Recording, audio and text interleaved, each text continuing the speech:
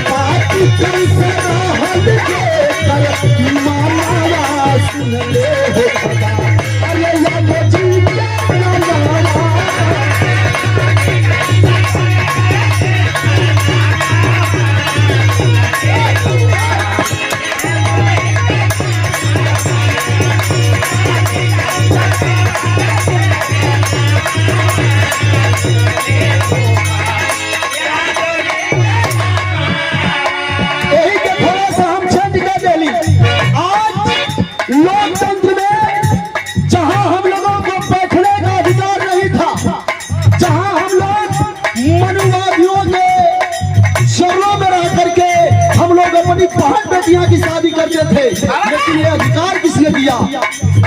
बड़े गर्व के साथ यह लाइन गाने में फक्र महसूस होता है। कौन सी लाइन? मुझिया यही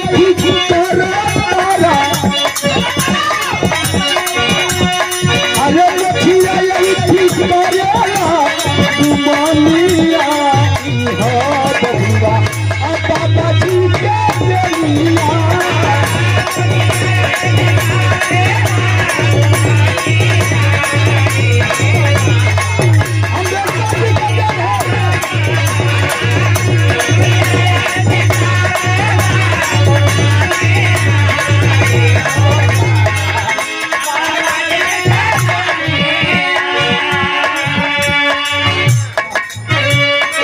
अंजाम है नहीं।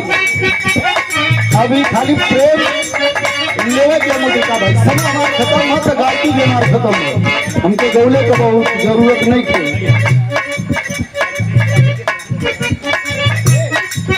और हर 31 तारीख के कार्यक्रम करावलन हमारे स्नेही भैया अपने यहाँ सैदात में, और शिवराज स्नेही भैया जी करावलन कार्यक्रम। आपकी तरफ से माला चरणों में प्रणाम, सब भैया लोगों को प्रणाम नमस्कार।